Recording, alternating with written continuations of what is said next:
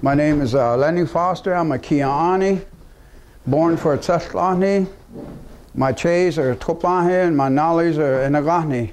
And I'm from Fort Defiance, Arizona. I work and live in Window Rock, Arizona. I'm the president or the program supervisor for the Navajo Nation Corrections Project. And the Corrections Project, as it was developed, is a tribal-funded counseling program for Navajo and Native American prisoners, state prisoners, federal prisoners.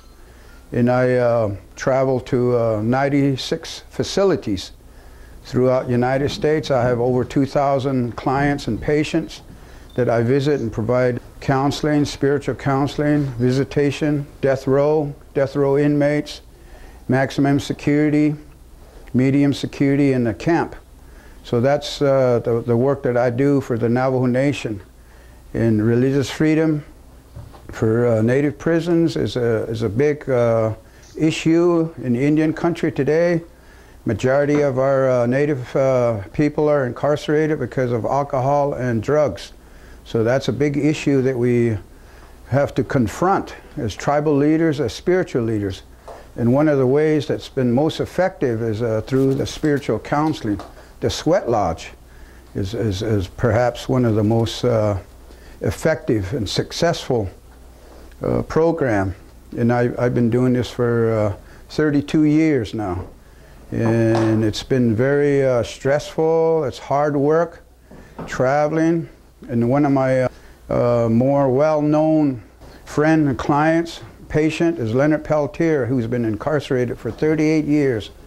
And he extends his greetings through me. I saw him 2 weeks ago at the USP Coleman, Florida, maximum security. And he expressed his best wishes, regards, your support, your prayers. And he really appreciates that. And he said that he does not wish to be forgotten. And he expressed to me all the support, the letters, and just a good well wishes that he receives from the Western Hemisphere, United States, North America, throughout the world. I'm moved every time I visit him to see a brother, because I first met him in Denver, Colorado in 1970. I was able to sweat with him, do the sweat lodge ceremony and the pipe ceremony for 28 years. But when he was moved from from Lewisburg, Pennsylvania to Coleman, Florida, we're not able to sweat.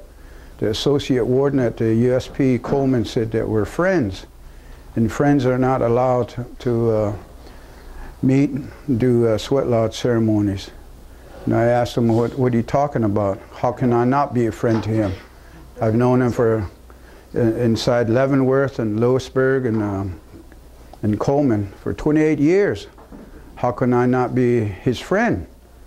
And he didn't have an answer for that. So he said, you can visit him in the visiting room, but that's not the same as going through a cleansing and purification ceremony. So I wanted to share that with you. As I mentioned, one of the most pressing issues in Indian country is providing that support and outreach for our people who are incarcerated. In the traditional spiritual services and ceremonies is the most effective. The Sweat Lodge is perhaps, in my opinion, the most effective ceremony for our people that are in prison, because it changes their outlook, it changes their behavior, it changes their just their personalities. The spiritual, you find that many of our young people don't speak the language, didn't know anything about ceremonies. And it's a place, the correctional institutions, the prisons, is a place where you can teach. We find that very effective, being able to go in and talk to these young men.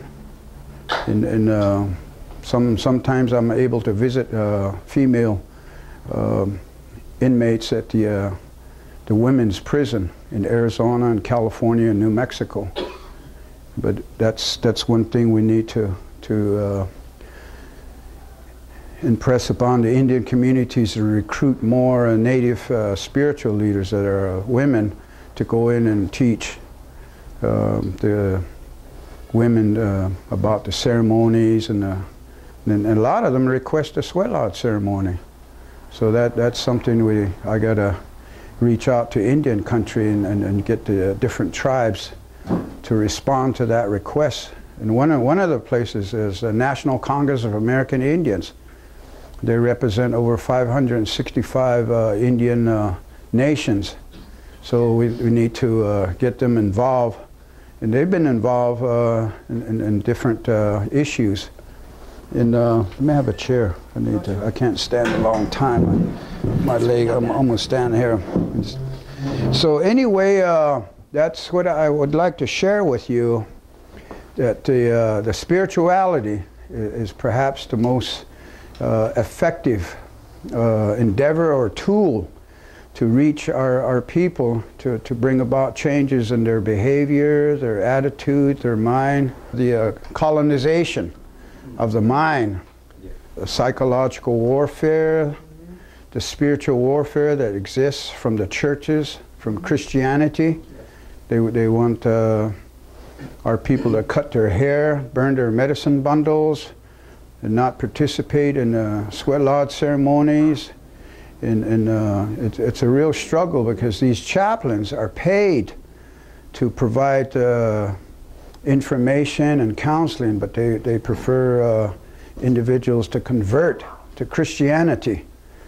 And the reason I'm talking about that is because we have a real struggle in the prison system when you have chaplains telling me I can't bring in sage, I can't bring in mountain tobacco, or it's our indigenous herbs we use for our ceremonies. The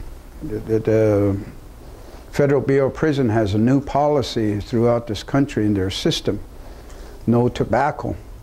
But they equate tobacco as something that you go into a Walmart and Walgreens or a tobacco store and buy that type of tobacco. But that's not what we're talking about. We're talking about mountain smoke.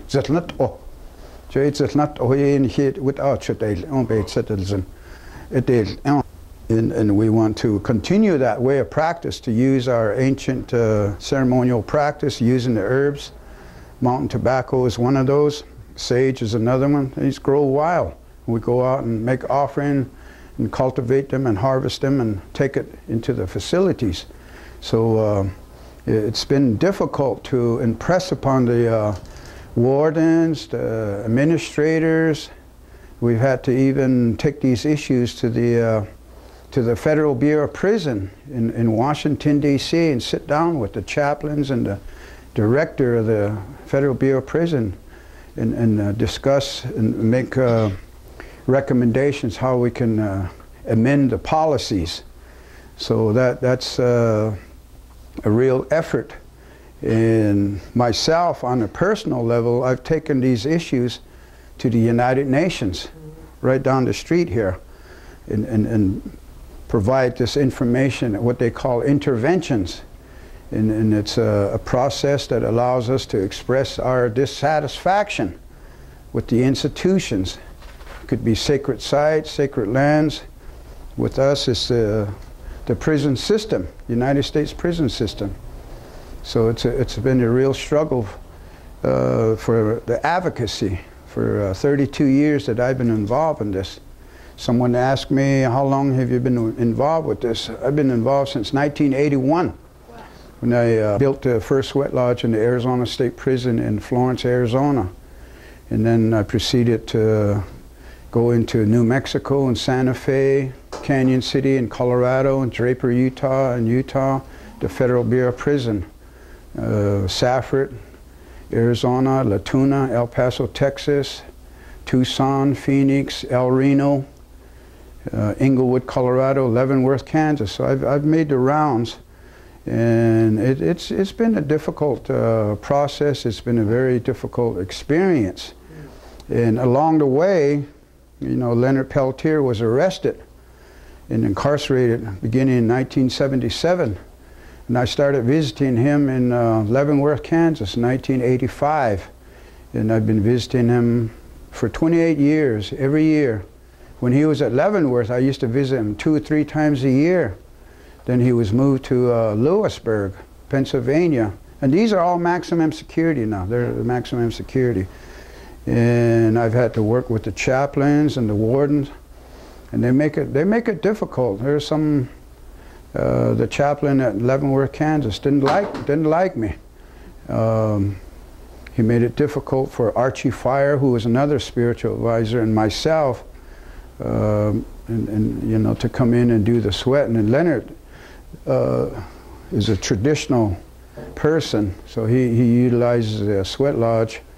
But last 2 weeks ago when I saw him, he doesn't sweat anymore. He said it's too hard, too difficult for him because of his health.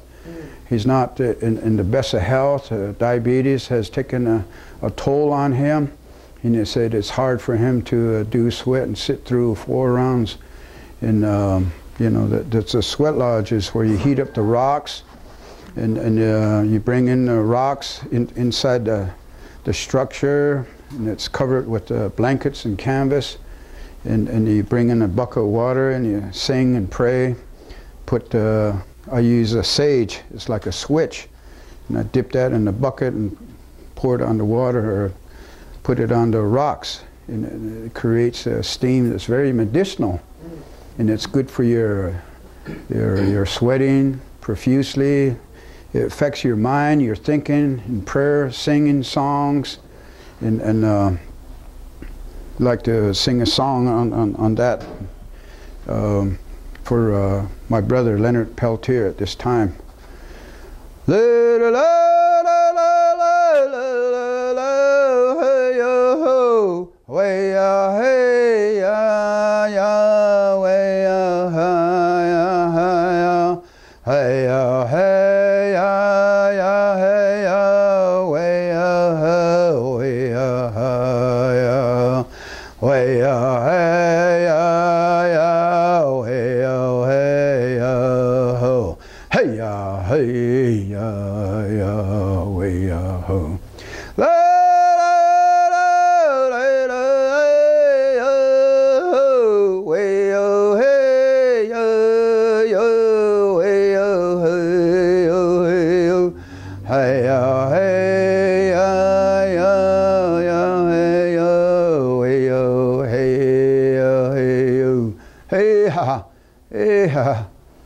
That song is an honoring song for our brother Leonard Peltier, but also to all political prisoners, including the Cubans, the Puerto Ricans, and other brothers and sisters of other nationalities.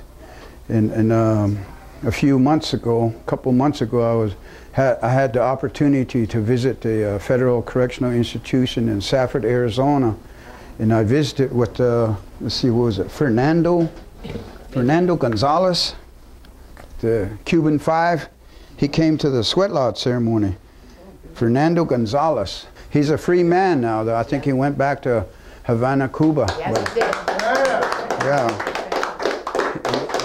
I invited him to the sweat lodge ceremony at FCI Safford, and he really enjoyed it.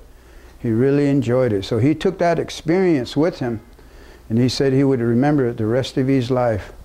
So that's one act of solidarity and love for our people that are incarcerated, that are suffering in the travesty of illegal imprisonment, the law that has been used to unjustly convict, incarcerate our people, including Leonard Peltier. So we remember him through that song. I want to make mention of that. It's very important. We dedicate that song to him, but I also dedicate that song to other political prisoners. So these are some of the work that I do. Like I mentioned, 32 years that I've been traveling to these different facilities, state prisons in Arizona, New Mexico, Colorado, Utah, then the federal prisons. The federal prisons are up here compared to the state prisons. The state prisons are not, well, they seem to be more difficult, But the federal prison has a different way of imposing the psychological warfare, sensory deprivation, and making it very difficult for individuals to exist and survive. And I'm amazed, after 38 years, Leonard Peltier is still hanging in there, and we're trying to get him out, and we're engaged in an executive clemency program or an executive clemency campaign, and trying to get as much support through letter writing, email, telephone calls, having your support, your contacts with notable people, individuals, NGOs, organizations, and to reach Justice Department holder, the pardon attorney, and President Obama. And I think it's important that, and I feel that it's going to happen. National Congress of American Indians is one avenue, one process, and we want to utilize their expertise in reaching out and making contacts with the administration, and that's going to be happening soon. Another endeavor we did was to invite, and it took me almost 4 years to impress upon and meeting with the special rapporteur for indigenous people, James Anaya. It took us almost 4 years to convince him. I think initially he was afraid. You know, it's you know, when you go against this government, the repercussion can be very harsh. Oh, yeah. I was involved with the takeover of Alcatraz Island in 1970 and 71. It began in November 1969 and ended in June 1971. And the issue there was to reclaim the lands, surplus land that was guaranteed in the 1868 treaties. The Lakota people have a 1868 treaty, the Navajo, Diné. We signed the 1868 treaty, so we're affected by that. So we used the different provisions in those treaties that we can go back and claim surplus land that the government doesn't want. When Alcatraz was abandoned in 1964, I believe it was, it was decided by the Indian people that that's one land that would be symbolic to reclaim as Alcatraz Island. So there was an occupation for 17 months. I participated in that, and I was a junior in college when I went out there and did that. Then I also participated in the takeover of the Trail of Broken Treaties caravan, the takeover of the BIA building in Washington, D.C.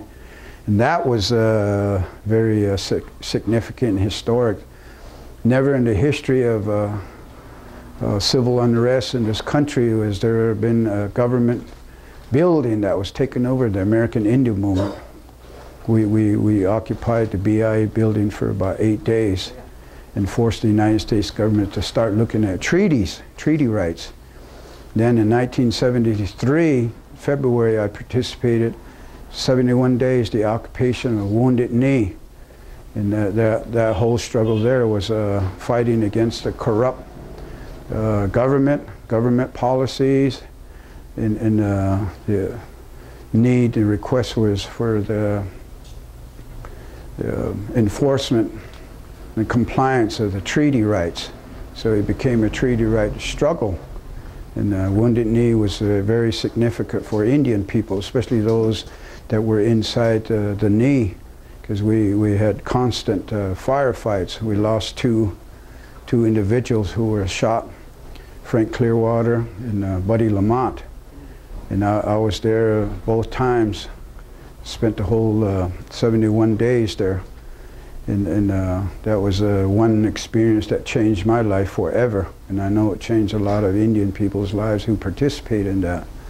So these are some experiences that molded my way of thinking, what I perceived, the experience that these issues are very serious, life and death. it changed many lives of individuals that were there. And so the work that I did, I began as a student at the Arizona State University in 1981. The request came from the Indian inmates at Florence, Arizona. That they wanted a sweat lodge. So we met with the Wayne Wakazoo and myself, went to Florence, Arizona, met with the warden and the chaplains, and they didn't know what a sweat lodge was. You know, we told them that it was an ancient ceremonial practice of the Indian people, the cleansing and purification ceremony. So they agreed. They said, okay, well, we didn't have to resort to a litigation. You know, litigation is a lawsuit. We didn't have to resort to that. We just negotiated over that. And they said, okay, we'll give you 6 months to demonstrate that you can do the ceremony without any problems. Their concern was security, escapes. And then they had said that they were afraid that we would go into the sweat lodge and disappear and tunnel out. Tunnel out. It's a good idea. So how are you going to do that? It'd be a hell of a long You know, you got to, with a spoon? Will you use a spoon or what, or fingers? So that was racist comments they would make like that. And then we had to demonstrate. And I always told the inmates, listen, we're going to have to be on our best behavior here. We're going to have to do our best, not do anything, no fighting, no spitting in the fire, don't be throwing gun wrappers and stuff in the fire, and give this sacred area proper respect. And that's part of a teaching. The other is teaching them about their clans. I introduced myself early. I said I was a Tupahe, or Kia'ani, that's a Taran house.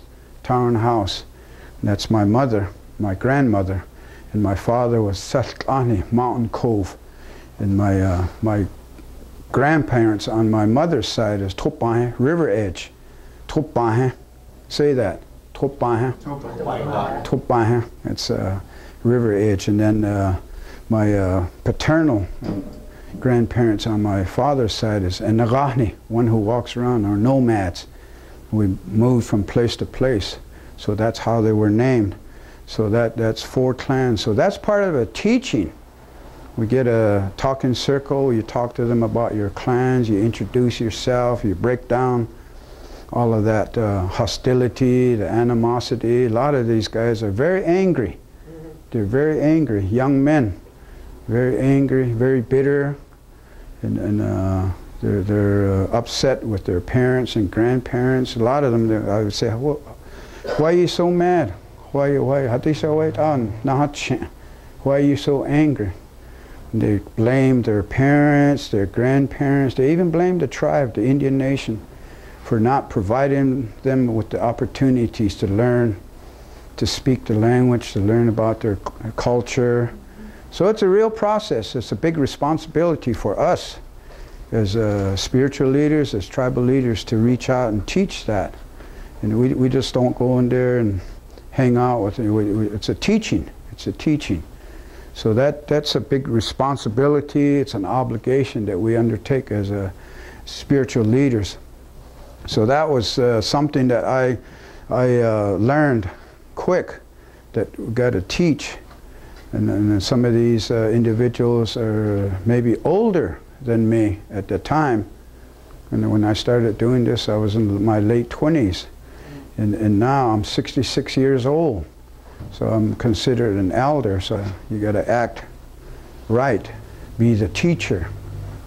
That responsibility I take with me when I go into the state legislature or the federal government. I've testified twice in Congress on the religious freedom for Native prisoners, Native Americans. And I've been to Geneva, Switzerland 5 or 6 times to take these issues into the different mechanism. They call it expert mechanism for indigenous people.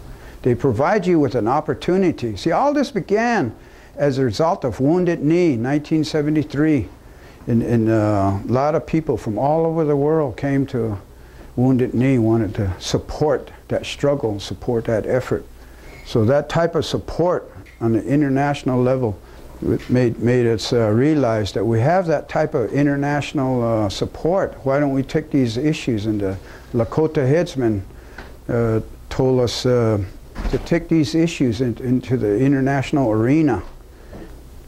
We went to Geneva, Switzerland, 1977. The first time that that came about, the American Indian movement played a major role in that. The International Indian Treaty Council was responsible for that effort, and they formed such renowned individuals in the movement, such as Russell Means, Bill Means, Vernon Belcourt, Clyde Belcourt, Philip Deere, people like that, Oren Lines. They were the people who came together and gave that insight and gave that direction to the people. And of course we had our spiritual leaders, Leonard Crow Dog, Wallace Black Elk, Archie Fire, people like that, Philip Deere. Patricia Davis here, her father was responsible for the Native American church to come on to the Navajo Nation. It wasn't called Navajo Nation back then. It was just the Navajo reservation. So her family from on her father's side was one of the people that brought the peyote to the Navajo reservation, and that's a very influential and the largest spiritual organization in North America today, the Native American Church of North America. I belong to them. I've sundanced for 24 years. So I believe in the spiritual aspect of our lives, and that's what makes us strong, and many of our people have taken those ways. Native American Church, the Sundance, the pipe ceremonies, and the sweat lodge ceremonies. So we're using that to make changes in individual lives as the spiritual. And we still have a lot of problems. One is, well, I'll share two incidents or two issues at the time. The Arizona Department of Corrections denied use of the water drum, the kettle drum. And that's made out of metal, and it's tied with rawhide, and then when you sing, you use that as a drum. And they said that they couldn't allow us to use that anymore because it's made out of metal.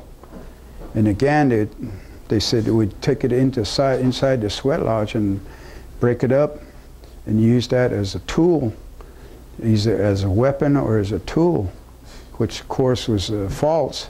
So we went and filed a lawsuit in the U.S. District Court in Phoenix, Arizona, and we won that case. I was asked to testify as an expert witness. We won that case. That was won. So we had the water drum, the use of the water drum restored. Now that was only 2 months ago. 2 months ago. And then the other issue is for the last 15, almost 20 years, we've had two groups, Indian, young Indian men. One was the Warrior Society, the other one's Diné Pride, and they were at each other, stabbing each other, killing each other. The security threat group chief, Lieutenant Reyna, and the Warden Voss, contacted me and asked could I speak to both groups and then have a pipe ceremony, put a ceasefire to their fighting. So I did that, and it was a positive outturn. What happened there was the inmates, that's what they've been wanting, to put a peaceful end to this fighting through the pipe ceremony, to use the pipe and tobacco.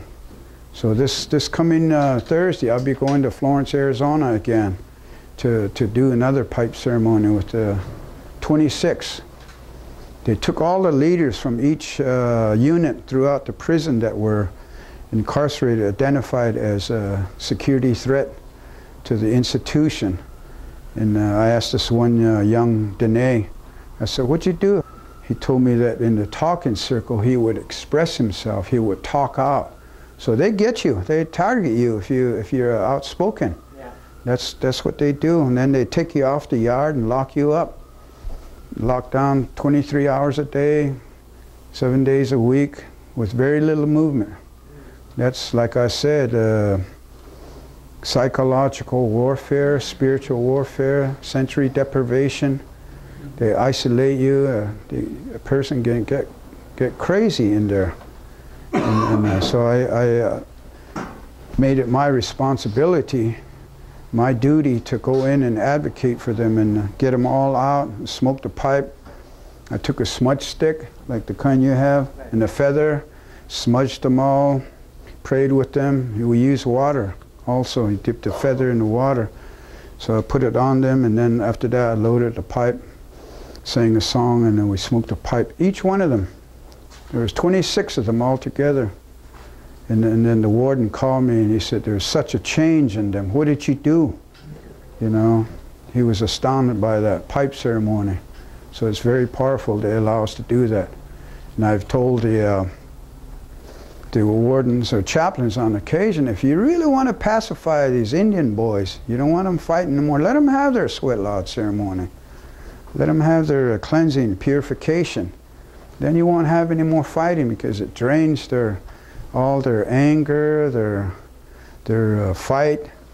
It just drains them. They become peaceful, where they do their time and get out and go home and then be a productive citizen, take care of their families, care for their loved ones, their children. And that's one of the teachings I always tell them. I say, God, you guys got to straighten up here. You know, you become a burden on your clan, you become a burden on your community, you become a burden on your Indian nation, your tribe, your families. You got to, when you want to grow up here, you got to grow up here and take care of your families. You're going to have all these kids, you got to take care of them. You can't just leave and take off. That's not an Indian way. And I tell them, I say, go out and get a job, get sober, buy yourself a brand new Chevy Silverado. You can drive around in Gallup, Walmart on a Saturday. If you've ever been there in Gallup, New Mexico on a Saturday, there's thousands and thousands of Navajos, thousands of Indians there. So they all laugh about that, because they know that they can just visualize that. So part of it is to give them some humor and make light of their situation. They know there's light at the end of the tunnel. So that's part of the work that I do. And like I said, I've been visiting Leonard Peltier for the last 28 years. And I see that there's a light at the end of the tunnel for him also. Just a few months ago in January, I took the special rapporteur, James Anaya, to visit Leonard. I told Leonard, I said, you talk to him. You have your way of talking. Talk to Mr. James Anaya. And the two, we all met and went to Coleman, Florida, and they talked for 4 hours, 4.5 hours. So I think Mr. Anaya was convinced he would write a letter to President Obama recommending executive clemency. So these are some of the things that we're trying to push. We're trying to push that so we can get Leonard out of prison. And I see it happening.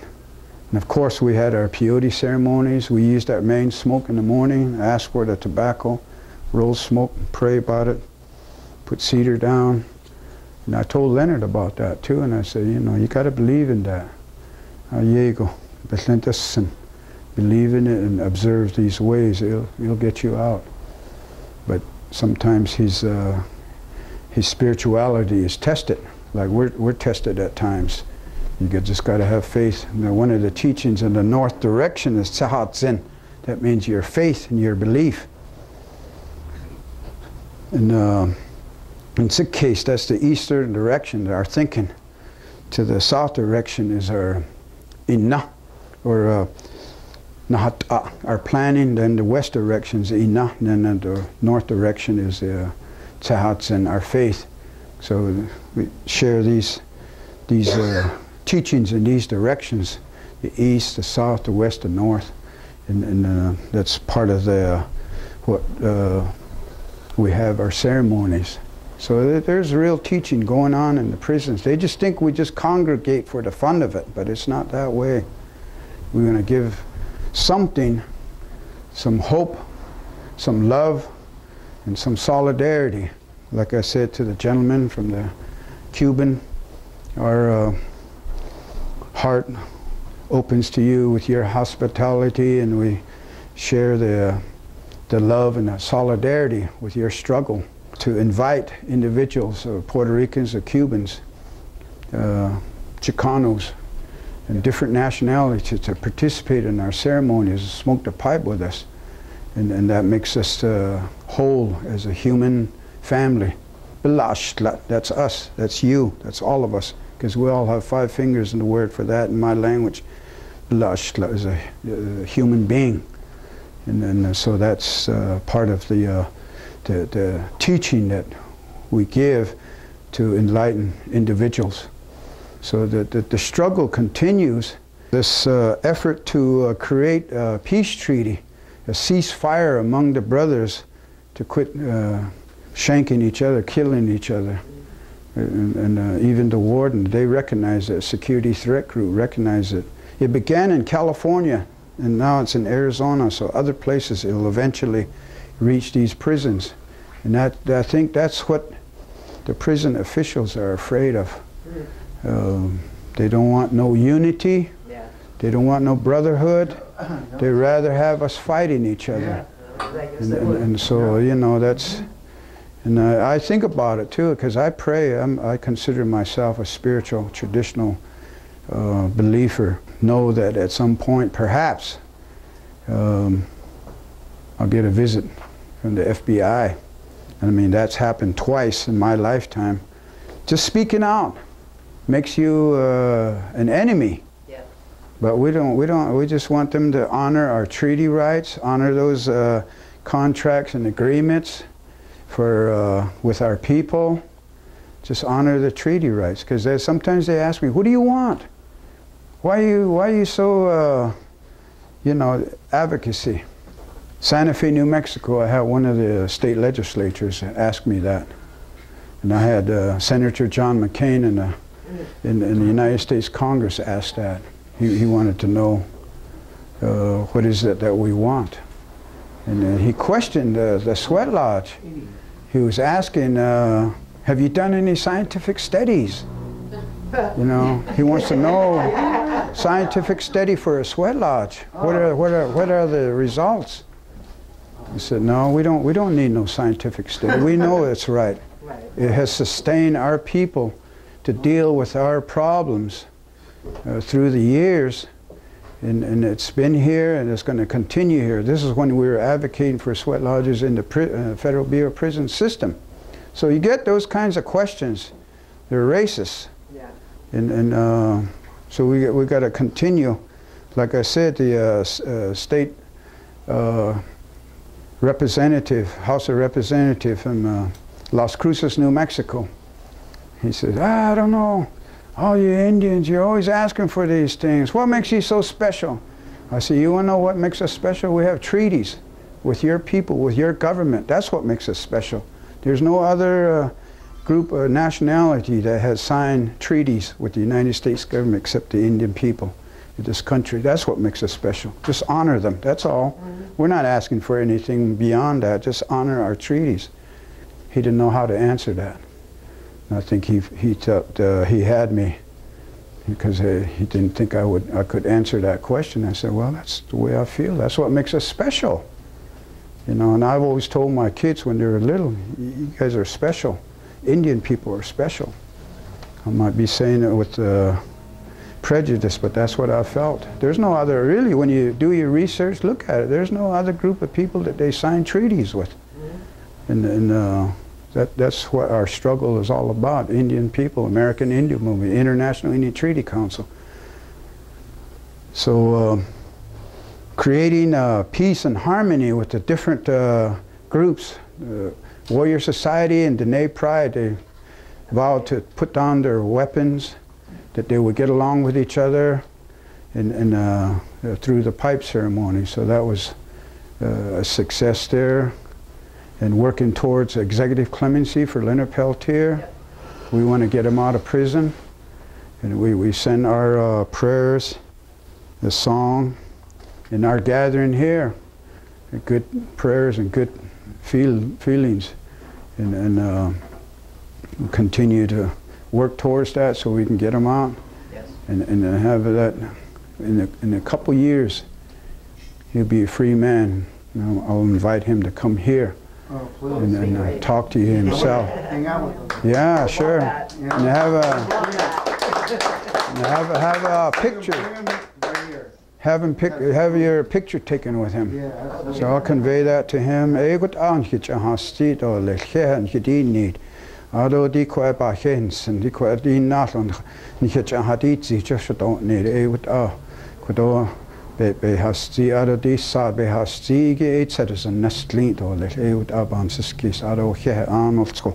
you again. I got a question. Yeah, go ahead, answer the question. Have you had any contacts with certain governments, like the government of Bolivia? Have you had any contacts with them? Yes, we have. They are Native Americans. Yes, we have. I was in Geneva, Switzerland last fall. We went to the embassy of Bolivia, Evo Morales. Oh, Evo Morales. Yes, and we talked to him, and they wanted us to help them prepare a letter, how they would want it written, and they were going to send it to Obama. So we're doing that. We're trying to tap all avenues. So if you have any ideas, share them with us, and we'll move on it. I remember Amy Goodman was trying to ask Clinton before he got out, what do you know about Leonard Peltier, and he pretended he never heard of him. He was at a reservation when the question was asked. Yeah. How do we make sure another Democrat doesn't pull a fast one, and we put the fire at their feet, because this guy's really slimy. Yes, he is. This guy is really, really slimy. This guy let Troy Davis get murdered.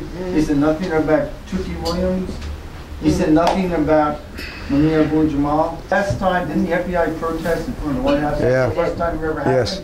I think they'll do that again. Well, I think they might do that, but this time we have allies. We have National Congress of American Indians who's helping us on this effort to set up a meeting to discuss directly with President Obama on this. See, that didn't happen with Bill Clinton. Right. And then also the special rapporteur, James Anaya, is writing a letter of recommendation for executive clemency. That's never happened before. With Bill Clinton, that didn't happen. And yes, Bill Clinton was afraid for his legacy and his wife's future plans to run for Congress or president. So yes, but Obama doesn't have those kinds of baggage. We got to keep supporting in the way you can. We're not asking you to all carry picket signs in front of the White House, but to send letters, email, telephone calls, make contributions. Mumia Abu Jamal, when he had his birthday, I wanted to see him, but I've never been able to go see him. I'd like to see him, visit him. I had a similar request when Geronimo Pratt was in prison. I wanted to go see him. And we're going to give him a free so he can hang out with all of them. There you go. But I did visit Peter McDonald, Clayton Lone Tree, Radmilla Cody, and people like that who are notable Indian people who are incarcerated. So Mamu I'd like to see, and others that, just like Francisco Gonzalez, the Cuban Five. I invited him to a sweat lodge ceremony at Saffron, and he came and he really enjoyed it. And so he was released, and I think he went back to Havana, and he said he was going to remember that experience. And he thanked me. And I told him it was at this house that his family were here. What was it? 2 years ago? 2 years ago, and that's where I started developing that idea to see him. I thought maybe he was in Florence, Colorado, but he ended up in Safford, Arizona, so it was convenient because I live in Yes? Lenny, I met you last year. My name's Andres, and I want to thank you. Yes. Because you put me in touch with Lee Polanco. Oh, yeah, yeah. A lot of Latinos, you mentioned Chicanos. I'm Chicano. Aho. Aho. Yeah. Do you believe that maybe Latinos are starting to reclaim more and more? Yes, good. Yes. They should. You're Indios. You guys are Indios. Yeah. My second question is, you know, las hermanas Colorado, Elvira and Hortensia, always put me in touch with this. Who do you think is, what's a good place to find Native people here in New York? Well, I'm not sure. I think the Peltier Support Committee of New York can give you that answer. I think at the Indian Center is one place. By the way, I have a invitation to speak at it's called Symbols of Resistance, a Chicano movement in Denver, Colorado, Saturday, May 31st. Kiko Martinez and Ernesto Vigel, they're putting on a conference. They want me to come and speak to them also, to share the solidarity and the struggles with the Chicanos, especially Crusade for Justice. A lot of them, they came to Wounded Knee at that time, and they came to fight right along with us. And then that summer they participated in the Sundance ceremonies, and they're still sundancing to this day, a lot of them. And so it's very important that the different Chicanos, Puerto Ricans, Cubans, they come together like that. And thank you for your solidarity. Are the Native Americans still giving support to the cause for Leonard Peltier? I think so. I think so. Especially the younger people, they're becoming more informed. You know, I've had requests for interviews and just from college students doing their papers, high school students, and yeah, I think that's that story keeps going, and they can't stop a movement. They can't stop a movement. In many ways, because Leonard is a very well-known political prisoner, along with many other political prisoners of other nationalities.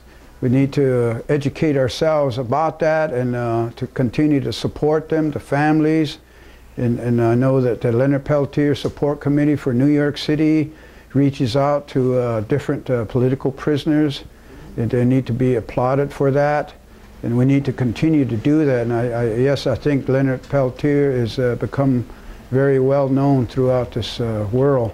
And we thank you for your support, your prayers, and your contributions. You want really good Native news? Go to Al Jazeera. They have They just did a really good article on Deborah Wipsum and the Keystone Pipeline. Support them. Support them. Yes.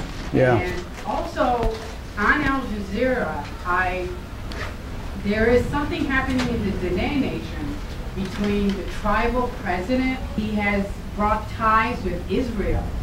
Yeah, that's not a good move. No. The colonization of our people's mind, spirit, body is very intense. In other words, brainwashing.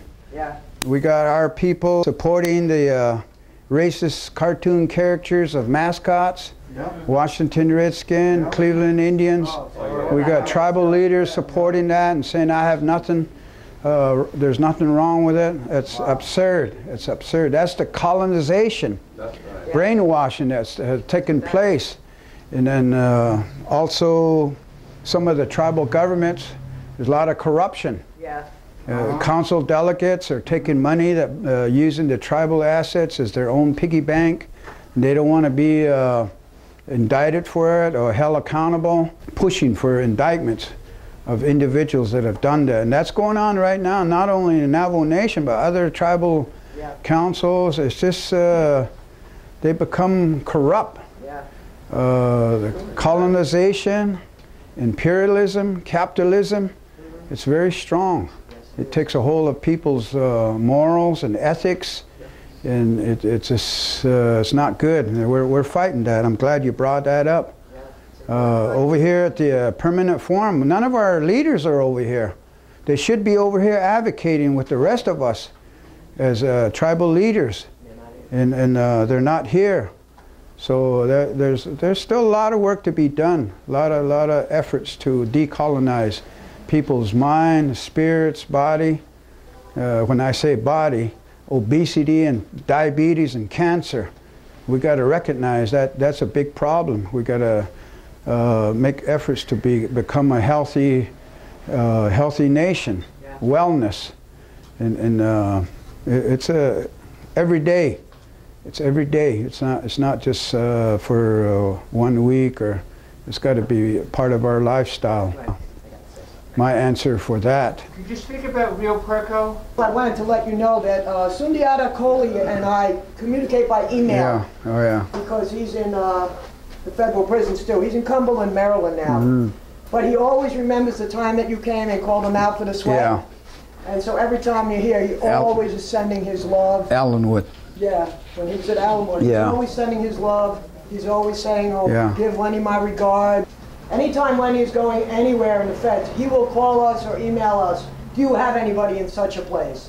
Who do you have in the AdMax? Who do you have in such a place? I know you also tried to see Ramon Labanino, also of the Cuban 5, but I think both times he was having visits. Yeah. So it didn't work out for that so far. But, you know, we have to remember that this is also, this fight to get Leonard free is a huge fight. To get all our political prisoners free. Because this government, as far as this government is concerned, and I don't mean specifically Obama, just, you know, the whole capitalist thing that we live under, this imperialist beast, would love to have all our prisoners die in prison. And that is not acceptable, and we will not accept it. No. And as long as we, the people, remember that we, the people, have the power, and we use the power, we can make these changes. But if everybody starts to accept the colonial mindset and starts to think we have no power, we're powerless, we can't do anything, we'll throw our hands in the air and act like we just don't care, or, you know, people today were so intimidated by the fact that it might rain. You know, we've been here before with Lenny when this place has been so crowded you could not even move in here. We had people in the hallway. We had people out in the back. You know, so, you know, to me, I sent out an email and I said to people, you know, you're not going to melt.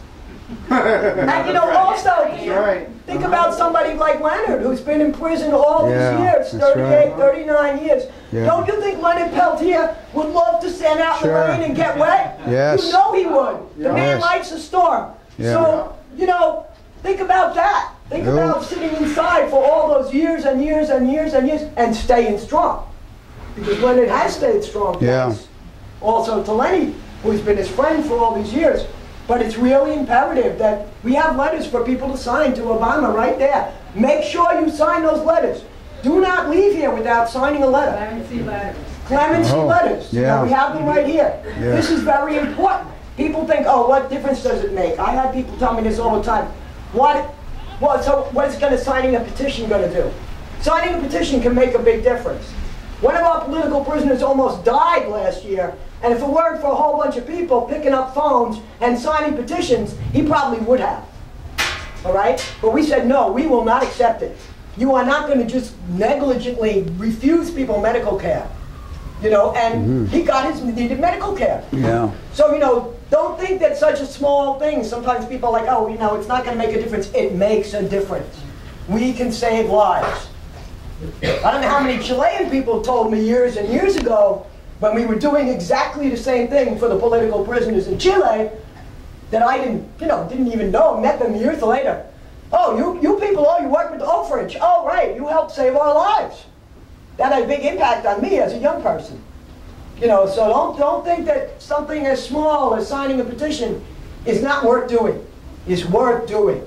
The more people sign petitions, Obama gets, you know, thousands of them, and he's like, oh, Uchki, maybe I will have to do something about this. And if we keep the pressure on, he will do it. But we have to insist and persist and be consistent and continue to constantly push. Like go down to the White House and have a picket. Nothing wrong with that. We should have a huge national one for Leonard, definitely, and for all our political prisoners, because everybody wants to come home. Yes. Now, we've had people who've been in prison now for 50 years and have just been turned down for parole. Hugo Pinel out in California. You know, there's no reason for this government to do what it does except for revenge. Somebody dared to speak up. Somebody dared to think differently. Somebody dared to try to educate people, as you do. Like you said, you had 2 visits from the FBI so far. All right, you know, that's a price people might have to pay. I recently had a visit from the FBI. Yeah. Well, they didn't visit because I didn't let them in. But, you know, That's the matter. Don't let them. that's the kind of thing that they will do. So I said, well, I must be doing something right. Exactly. Yeah. Otherwise, they wouldn't have been fixing them outside my door. Yeah. You know, so, you know, don't worry about all that. Yeah. Don't let yourself be intimidated by all this hype, because I swear that this government wants everybody to be afraid. They want you to be afraid of something. Be afraid of your neighbor. Be afraid of your friends. Yeah. Be afraid of somebody who looks different. Yeah. Be afraid of Muslims right now. You know, be afraid of Palestinians. Yeah. Be afraid of whatever they want to call, quote unquote, terrorism. But let's not forget that the #1 terrorist is right here in this country.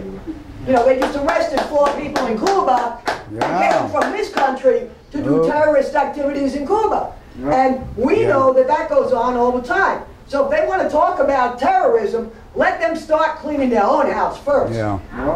Well, that's all I have to say. All Please right. give generously Yeah. money. Yeah. Thank you. Did you record all that? Good.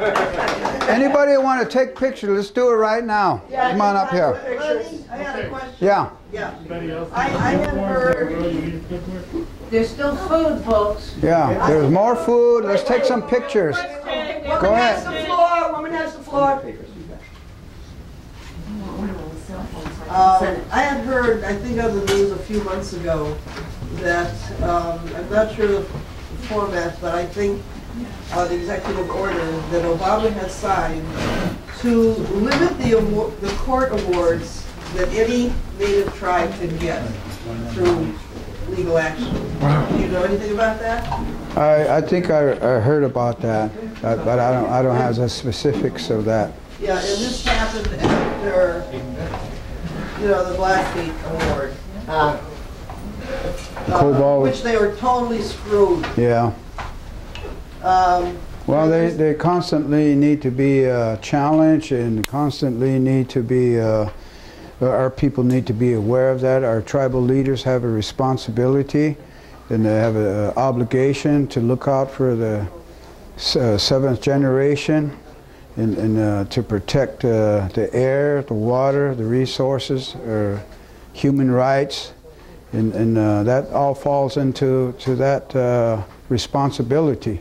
So if he's saying that, he needs to be challenged on that. Well, it does need to be challenged, and I can't think of a single other group in this country Yeah. that has a plateau of an award Sure. in the court. Well, they don't want to comply or enforce the treaty rights that we have, and those agreements, those contracts, and they try to claim that that's old, that doesn't exist anymore. That's not true. What you see going on across the street at the United Nations, we're bringing all that out. And I think we need to continue to do that. Each generation becomes more aware. Each generation becomes more committed. The self-determination of our younger generation is building, it's growing. So thank you for that, and make note of that. I'll look into that even more. But I did hear about that.